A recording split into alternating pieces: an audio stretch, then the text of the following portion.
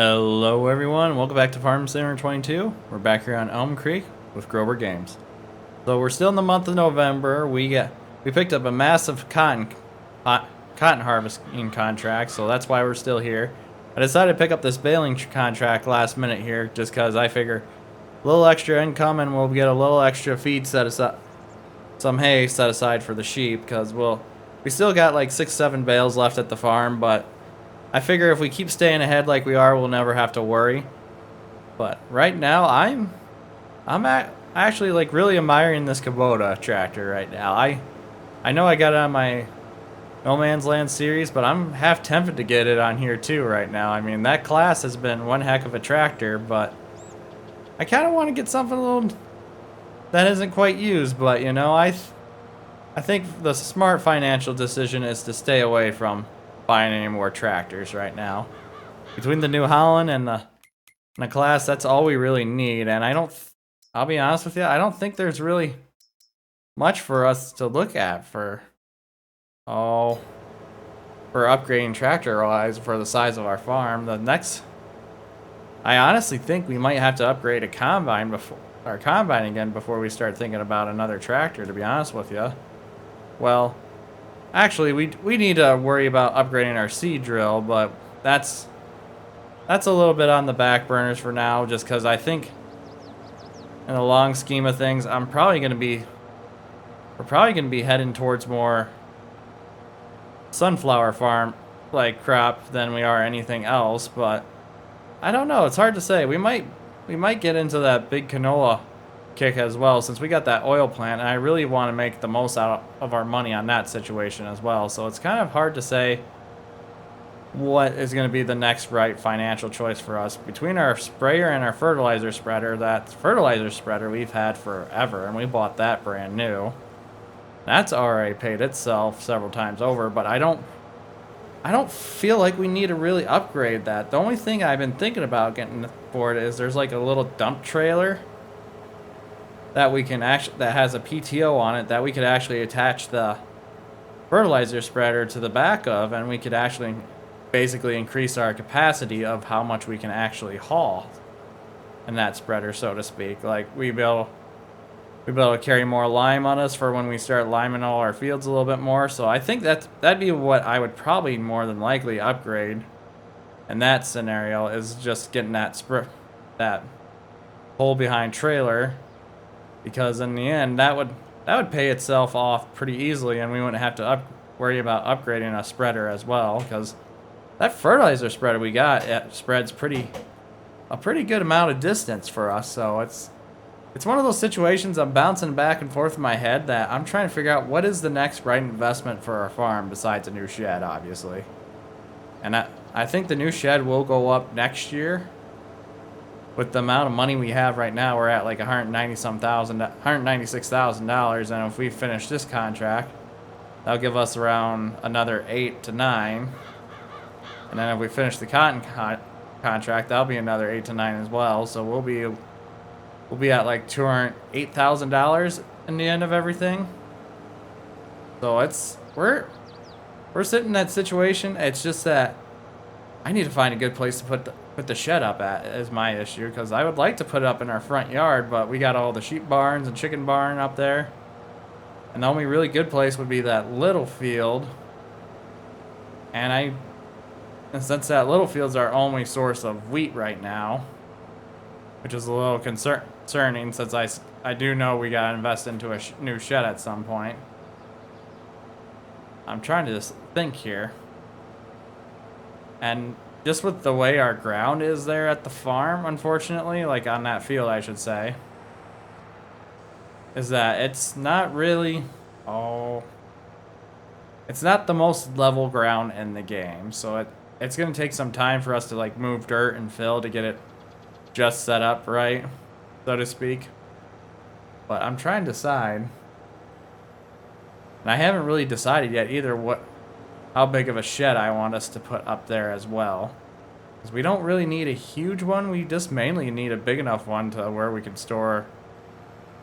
maybe store the header trailers in there instead of trying to stash them underneath the barn, because it takes It takes quite a bit of work to actually back that stuff in there. Well, at least I should say. It takes quite a bit of work for us to actually back the platform down underneath the barn like I do, but it's been a saving grace, so to speak, for the farm itself, just because we haven't been we don't have really any small enough equipment to really make the most of that space till now, or I shouldn't say small enough, but equipment that could actually fit down there and we could make the most of. But right now we're gonna focus on getting this all taken care of, as well, getting this baling contract taken care of. We're gonna go grab the tedder here and the rake, and then we'll probably head up here with the baler and the class and get the loader put on the class, so that way we can, when we get done here raking and tethering, we'll be able to knock that out pretty fast here. But we'll jump into the time lapse here. Looks like Tuttle's probably got about a fifth of the field left, so we're closing in on it. Like I said, it's gonna be probably 7 o'clock in the evening before the rain hits. Hopefully we can get the cotton bales at least all made before that happens. But we'll jump into the time lapse here finally, and we'll see you guys in a bit.